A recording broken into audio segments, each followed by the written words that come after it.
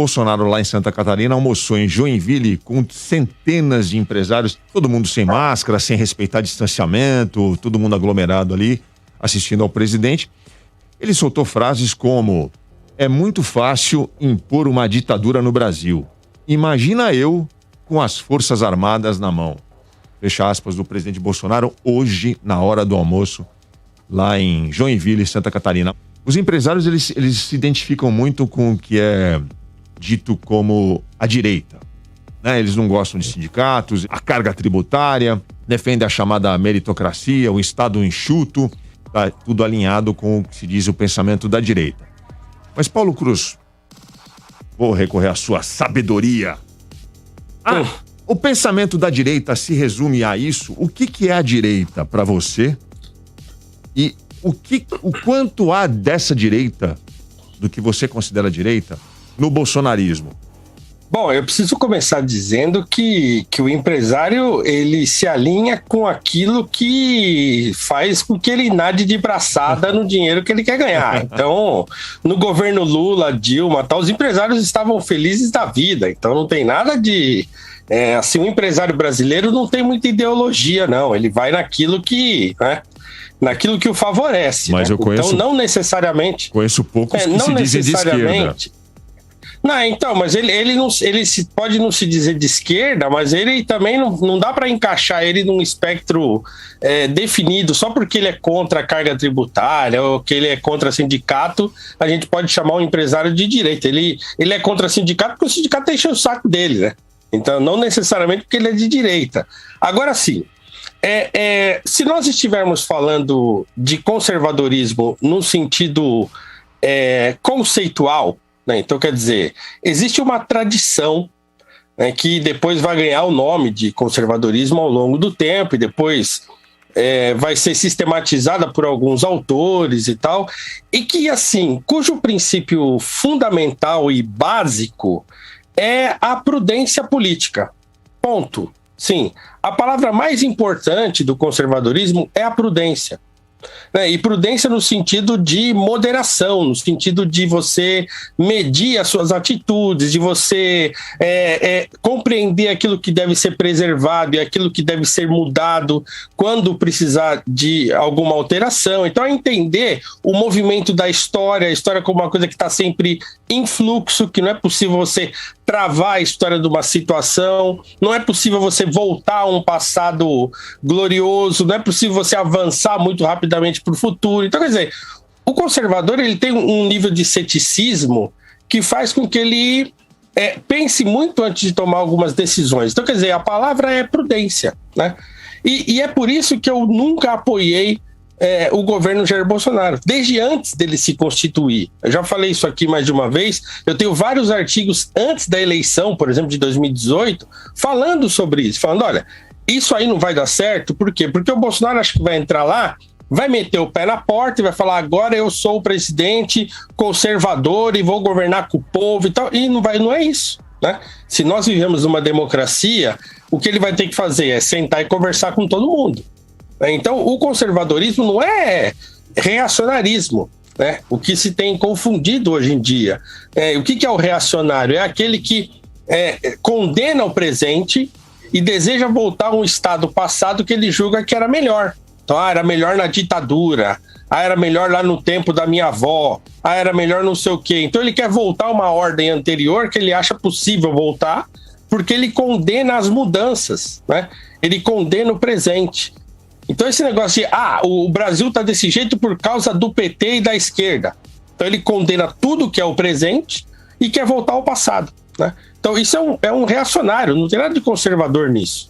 O conservador, ele tem apreço pelas instituições, ele tem apreço por aquilo que está funcionando, pelos acordos, ele sabe que ele não pode contar muito com projetos imaginários, ou pelo menos idealizados, né? Então, quer dizer, é política com o pé no chão, conversando com aquele dos quais você discorda, tentando estabelecer projetos que sejam perenes, né? Então, o presidente conservador, ele vai ter que produzir mudanças que sejam aceitas por aquele que vier depois dele, por exemplo. Então, o presidente que vier depois do Bolsonaro, por exemplo, se for um presidente de esquerda, ele tem que olhar para essa gestão e falar assim, tá bom, tem coisas que a gente não concorda e vou mudar, mas isso aqui é legal, isso aqui é legal, isso aqui é legal, né? Pensando na população, né? Então, não adianta, esse não é um governo conservador, o Bolsonaro não é conservador. Por quê? Porque ele fere, desde o primeiro dia do seu governo, um princípio básico do conservadorismo, que é a prudência. Agora, esses dias um sujeito veio me questionar, falando que o tipo de conservadorismo que eu defendo, né, que é o conservadorismo que está consagrado pela história, né? Ele falou, não, esse tipo de conservadorismo que você defende é só um progressismo prudente, porque ele não condena as mudanças, ele aceita, inclusive, o que está errado, desde que isso aconteça devagar. É lógico que o sujeito era bolsonarista, né? Porque ele quer voltar a um estado idealizado. Então é assim, se as pessoas querem saber o que é conservadorismo de verdade, elas têm que se informar, certo? E na hora que ela se informar, ela vai ver que o que nós temos hoje no poder não é conservadorismo.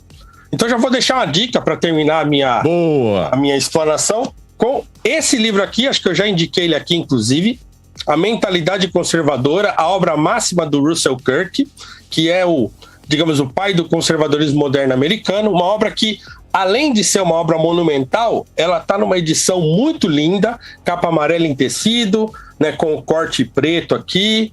É uma obra que, assim, não custa baratinho para os padrões brasileiros, mas vale muito a pena.